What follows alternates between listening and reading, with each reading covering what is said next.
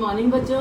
जैसा कि कल हम अपने पिछली वीडियो में मैंने आपको रस के जो भेद शुरू कराए हैं, पहला रस मैंने आपको श्रृंगार रस कराया था, जिसमें वियोग श्रृंगार संयोग श्रृंगार मैंने आपको समझाए थे और उनको पीडीएफ में उनके उदाहरण भी आपको दिए थे। आज हम करेंगे बेटे हास्य रस। हास्य रस जैसे कि शब्द से आपको पता लग रहा है हंसी की बात हो कि काव्य में वर्णित किसी पात्र की विचित्र वेशभूषा, चेष्टा, कथन आदि से हंसी आना अथवा हंसने की स्थिति उत्पन्न होना हास्य रस कहलाता है। आचार्य भरत ने हास्य रस को सभी रसों से अधिक सुखात्मक माना है। काव्य शास्त्र में हास्य रस के 6 भेद माने गए हैं, जैसे स्मित, हसित, विहसित, अवहसित, परहसित और अति हसित और अट्ठाहस। इसके निम्नलिखित अवयव है। जैसे देखो बच्चे, वही चीज है। स्थायी भाव क्या है इसका? हास्य। और आलंबन क्या है? दूसरे की विकृति, आकार, वेशभूषा, वाणी, चेष्टा को देखकर हंसना। फिर उद्दीपन, हास्य उत्पन्न करने वाली चेष्टा, जैसे हम ताली बजा के हंसते हैं, हम आंख निकालते हैं, हम जोर से हंसते हैं, चिल्ला के हंसते हैं। इसी में आपके अनुभव है होठ, नाक आदि का संपूर्ण और मुख का विकसित होना। संचारी भाव हर्ष, चपलता और उत्सुकता। इसके उदाहरण देखो बच्चे, इसका उदाहरण आप समझ देखो। अन्न परायो पाई के, खायो पेट अघाई, देह मिले फिर अन्न परायो जाए। अब मैंने तुमसे दूसरा उदाहरण देखो। लाला जी तुम किस चक्की का खाते हो, इस 1.5 छटाक के राशन में भी तोंद बड़ा है। अब तुम्हें पढ़ते ही इसमें हंसी आती है। अब इसी तरह से ये काफी सारे उदाहरण मैंने आपको दिए हैं, आप सभी इनको समझना और आगे करना।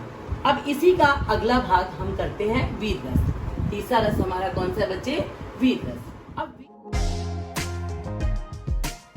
अब वीर रस नाम से ही पता लग रहा है, शत्रु का उत्कर्ष, दीनों की दुर्दशा, धर्म की हानि आदि को देखकर इनको मिटाने के लिए हृदय में उत्साह जागृत होता है। वही उत्साह विभाव, अनुभाव और संचारी भावों के संयोग से वीर रस में परिणत हो जाता है। वीर रस का स्थायी भाव उत्साह है। उत्साह 4 प्रकार का होता है बच्चों। शत्रु के उत्कर्ष को मिटाकर आत्मोद्धार का उत्साह, दीन के दुख को दूर करने का उत्साह, अधर्म को मिटाकर धर्म का उद्धार करने का उत्साह, सुपात्र को दान देकर उसके कष्ट दूर करने का उत्साह, यानी कि खुशी जो हमें मिलती है।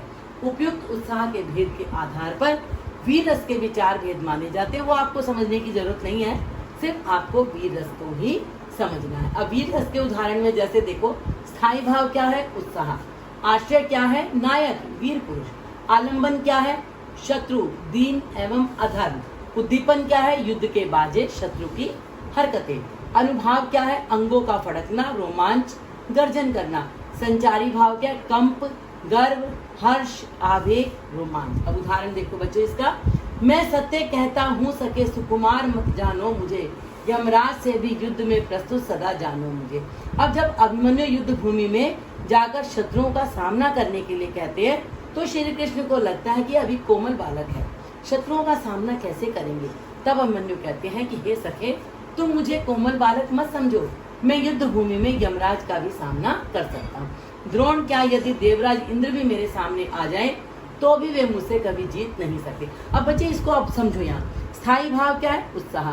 आश्रय क्या है? अभिमन्यु। आलंबन क्या है? द्रोण आदि कौरव पक्ष। अनुभाव क्या है? अभिमन्यु के वचन। संचारी भाव क्या है? हर्ष, उत्सुकता, कंप, मद और उन्माद।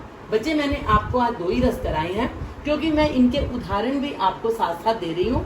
ये आपको पीडीएफ में मिलेंगे, आपको समझने हैं और करनी है। आम उदाहरण जैसे है ना, बुंदेल हरबोलों के मुंह हमने सुनी कहानी थी, खूब लड़ी मर्दानी वो तो झांसी वाली रानी थी, वीरवती तुम धीर अमोछा गाली देखना पाऊ शोभा। तो ये काफी सारे उदाहरण 7-7, 8-8 सब भेदों के मैंने आपको दिए। आज का होमवर्क इतना ही है, ये सभी आपको पीडीएफ में मिलेंगे और आपने सारा काम जो है अपनी नोटबुक में करना है। आज के लिए इतना, कल नए भेदों के साथ मैं आपसे फिर मिलूंगी।